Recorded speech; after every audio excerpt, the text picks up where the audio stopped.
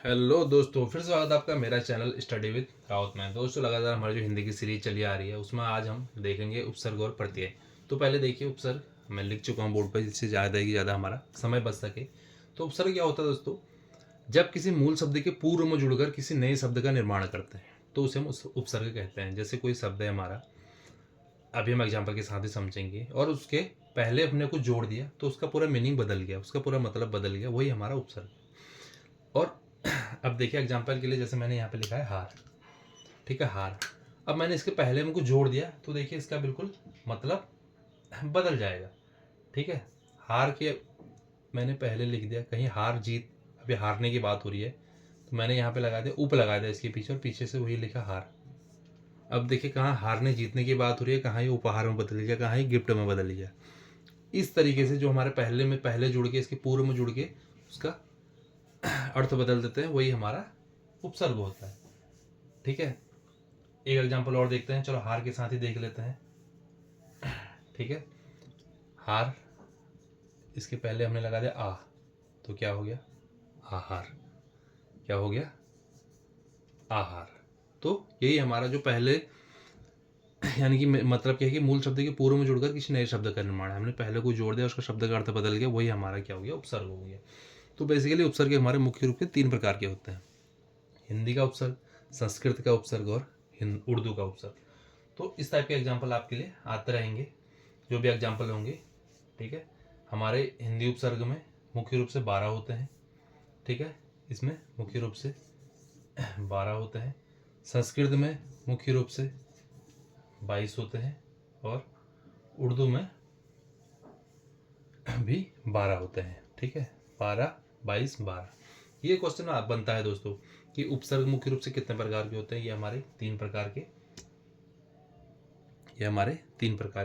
होते हैं, ठीक है। हिंदी उपसर्ग में हमारे 12 होते हैं, और संस्कृत में हमारे 22 होते हैं, और उर्दू में हमारे 12 होते हैं, ठीक है। इन्हीं से रिलेटेड हमारे उपसर्ग बनते हैं। तो ये आप आराम से समझ जाएंगे। जैसे कई सारे एग्जाम्पल आप ले सकते हैं, जैसे हमारा पंच है, एक वर्ड है, इसके आगे से आप जोड़ दो सर, तो क्या हो गया? सरपंच हो गया, ठीक है। साल है, आप इसके आगे से जोड़ दो हर, क्या हो गया? हर साल हो गया। तो पूरा मीनिंग हमारा बदल रहा है। एक से है, एक से एक है। दम है, दम के आगे हम लगा दो, क्या हो गया? हमदम हो गया।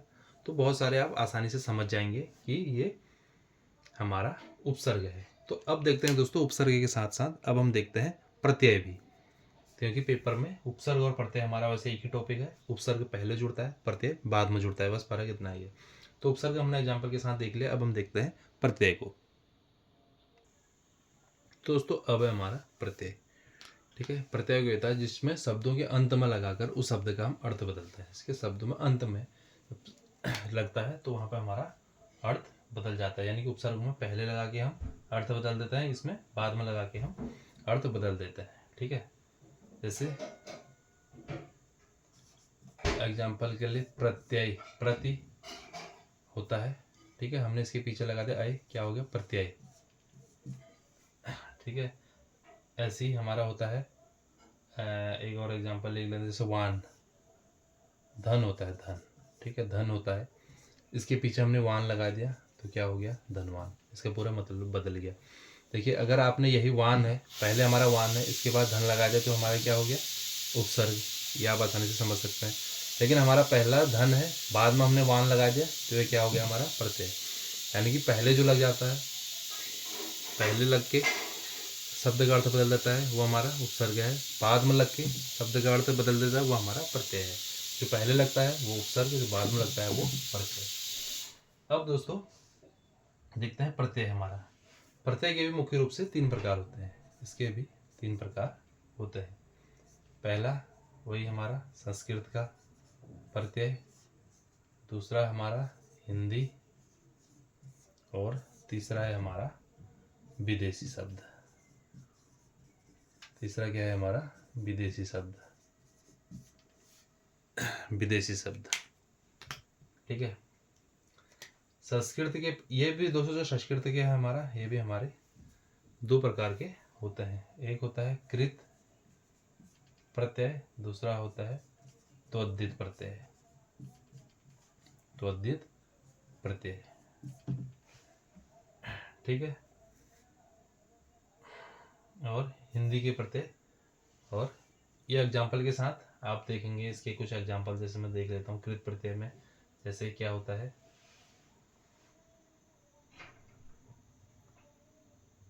जैसे यक होता है गायक, गाय।